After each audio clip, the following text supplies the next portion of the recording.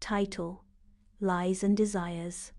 Natalie never imagined that the worst night of her life would begin at an elegant dinner.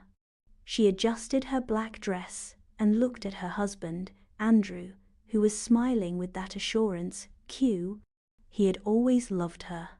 They had been married for 4 years.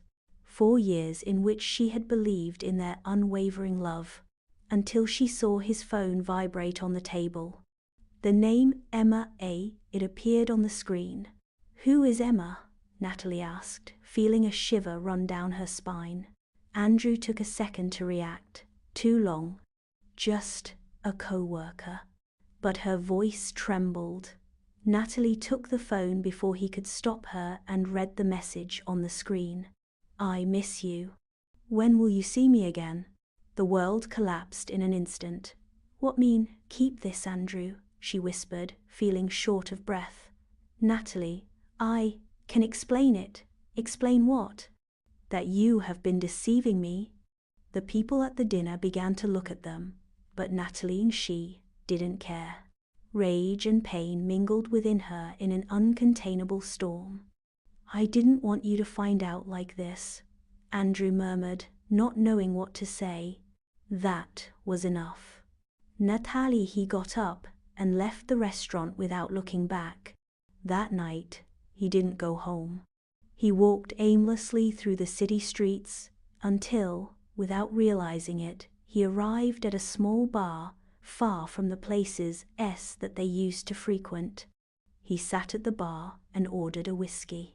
"You don't seem like the type of person who drinks alone in a bar at this hour," said a male voice beside him. Natalie looked up and turned.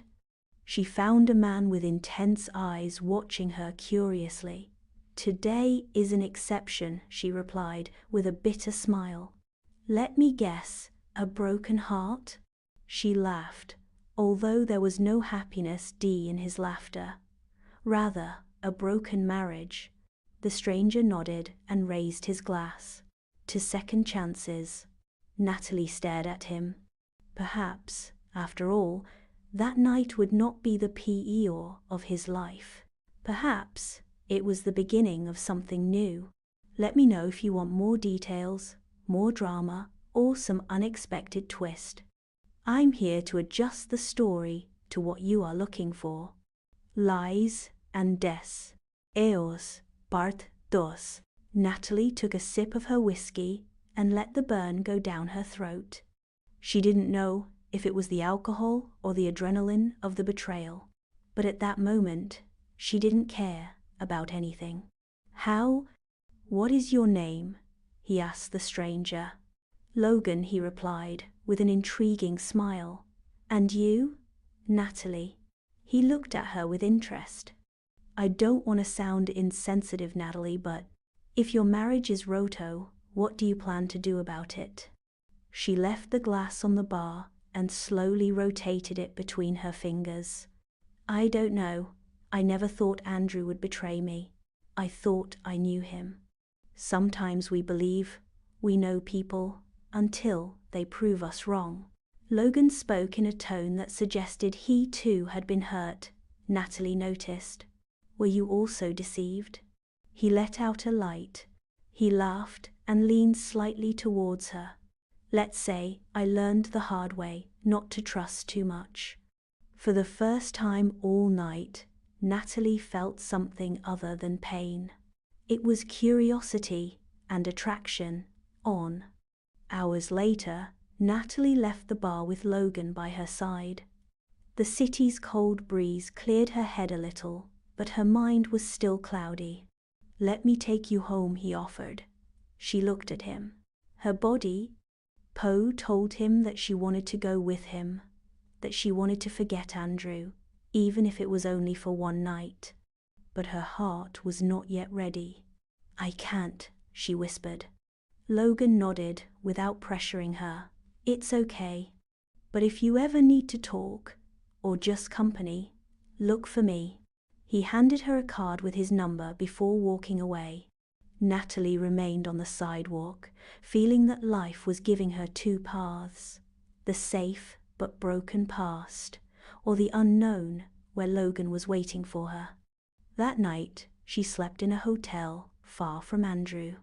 The next morning, she returned home only to collect her things. Andrew entered the room, sitting down, his face exhausted.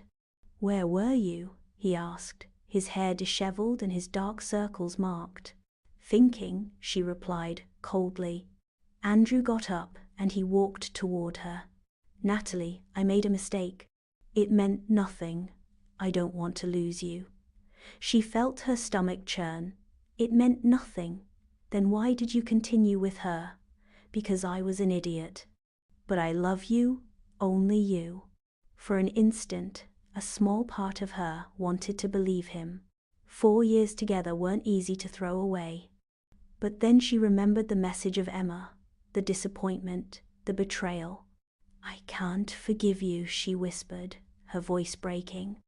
Andrew closed his eyes in frustration. "Is it because of another man?" Natalie looked at him, surprised. "What? You went out tonight, and you didn't come back. Is there someone else already?" She clenched her jaw. "You don't need my loyalty when you broke it first." Without giving him a chance to respond, she went upstairs, took her suitcase, and he left. The days passed, and Natalie tried to rebuild her life. She concentrated on her work, on her friends, but the image of Logan remained in her mind. One night, after much hesitation, she took out the card that he had given her. He took a deep breath and dialed the number. It rang 3 times before he answered. "Natalie." She closed her eyes. "Hi, Logan. Do you still have that company offer?" She felt her smile in her voice. "Always." And at that moment, she knew that perhaps love had not ended for her. It was only beginning again. End.